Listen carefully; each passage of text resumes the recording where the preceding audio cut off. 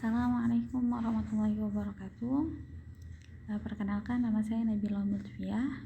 Hari ini saya akan membahas mengenai tugas mata kuliah kewarganegaraan. Saya mengambil bab 3, yaitu mengenai tentang bagaimana urgensi integrasi nasional sebagai salah satu parameter persatuan dan kesatuan bangsa.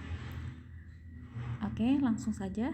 Suatu negara membutuhkan persatuan untuk bangsanya yang dinamakan integritas nasional.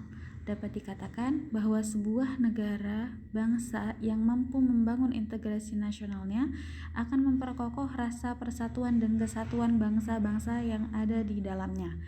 Integrasi nasional merupakan salah satu tolok ukur persatuan dan kesatuan bangsa. Kita akan mempelajari lebih lanjut perihal bagaimana konsep dan pentingnya integrasi nasional bagi sebuah negara. Oke, kita masuk ke subbab yang pertama, yaitu A. Penelusuran konsep dan urgensi integritas nasional. Yang pertama, makna integrasi atau integritasi nasional. Menelusuri istilah integrasi nasional diurai dalam dua pengertian, yaitu secara etimologi dan terminologi. Secara etimologi, integrasi nasional berdiri dari dua kata, yaitu integrasi dan nasional. Dan secara terminologi dapat diartikan menggunakan kata sebagai suatu istilah yang telah dihubungkan dengan konteks tertentu. Ialah integrasi nasional dalam bahasa Inggrisnya adalah nation integration. Integration berarti kesempurnaan atau keseluruhan. Kata ini berasal dari bahasa Latin integer yang berarti utuh atau menyeluruh berdasarkan arti etimologisnya itu. Integrasi dapat diartikan sebagai pembauran hingga menjadi kesatuan yang utuh atau bulat. Nation artinya bangsa sebagai bentuk persekutuan dari orang-orang yang berbeda latar belakangnya, berada dalam suatu wilayah dan di bawah satu kekuasaan politik. Integrasi nasional adalah kesadaran identitas bersama di antara warga negara. Ini berarti bahwa meskipun kita memiliki kasta yang berbeda, agama dan daerah, dan berbicara bahasa yang berbeda, kita mengakui kenyataan bahwa kita semua adalah satu. Lanjut untuk subbab yang kedua, yaitu jenis integrasi. Tentang pengertian integrasi ini, Miran Weiner dalam Ramlan Subakti 2010 lebih cocok menggunakan istilah integrasi politik daripada integrasi nasional. Menurutnya, integrasi politik adalah penyatuan masyarakat dan sistem politik. Integrasi politik dibagi menjadi 5 jenis, yaitu yang pertama integrasi bangsa, yang kedua integrasi wilayah, yang ketiga integrasi nilai, yang keempat integrasi elit massa, dan yang kelima adalah integrasi tingkah laku, perihal integratif. Oke, kita akan menguraikannya dalam satu-satu. Yang pertama, integrasi bangsa menunjuk pada progres penyatuan sebagai kelompok budaya dan sosial dalam satu kesatuan wilayah dan di dalam suatu pembentukan identitas nasional. Yang kedua adalah integrasi wilayah pada masalah pembentukan wewenang kekuasaan nasional pusat di atas unit-unit sosial yang lebih kecil yang bareng mengadakan kelompok-kelompok sosial budaya masyarakat tertentu. Yang ketiga ada integrasi elit massa menunjukkan pada masalah penghubungan antara pemerintah dengan yang diperintah.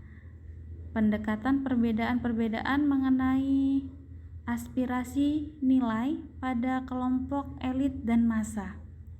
Yang keempat, integrasi nilai menunjuk pada adanya konsensus terhadap nilai yang minimum yang diperlukan dalam memelihara tertib sosial. Dan yang terakhir adalah integrasi tingkah laku, menunjukkan pada penciptaan tingkah laku yang terintegrasi dan yang diminta demi mencapai tujuan bersama. Menurut Suroyo tahun 2002, integrasi nasional mencerminkan proses persatuan orang-orang dari berbagai wilayah yang berbeda atau memiliki berbagai perbedaan untuk etnisitas, sosial, budaya, atau latar belakang ekonomi menjadi satu bangsa, nation, terutama karena pengalaman sejarah dan politik yang relatif sama. Dalam realitas nasional, integrasi nation dapat dilihat dari 3 aspek, yakni aspek politik, ekonomi, dan budaya sosial budaya. Dari aspek politik, lazim tersebut integrasi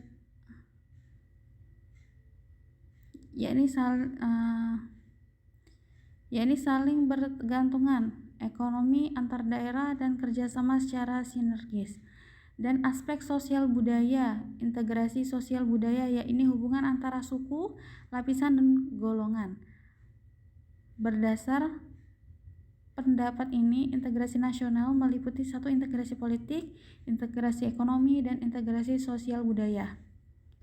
Oke, kita akan lanjut ke poin ketiga. Di situ sudah saya jelaskan tentang integrasi politik, integrasi ekonomi, dan integrasi sosial budaya. Kita lanjut ke subbab yang ketiga, yaitu pentingnya integrasi nasional. Setiap penciptaan negara yang berdaulat dan kuat juga akan semakin membangkitkan sentimen primordial yang dapat berbentuk gerakan separatis, rasialis, atau gerakan keagamaan. Integrasi diperlukan guna menciptakan kesetiaan baru terhadap identitas baru yang diciptakan. Identitas nasional, misal bahasa nasional, simbol negara, semboyan nasional, ideologi nasional, dan sebagainya. Oke, kita masuk untuk ke subbab yang keempat atau terakhir, integrasi versus disintegrasi. Kebalikan dari integrasi adalah disintegrasi. Jika integrasi berarti penyatuan, keterpaduan antara elemen atau unsur yang ada di dalamnya, disintegrasi dapat diartikan ketidakpaduan, keterpecahan di antara unsur-unsur yang ada. Jika integrasi terjadi konsensus, maka disintegrasi dapat menimbulkan konflik atau perseteruan dan pertentangan. Oke, itu saja yang bisa saya sampaikan. Saya juga sudah merangkum, bisa dilihat di bawahnya di PPT plat 11 dan 12. Jika ada yang belum sempurna, saya akhiri. Wassalamualaikum warahmatullahi wabarakatuh.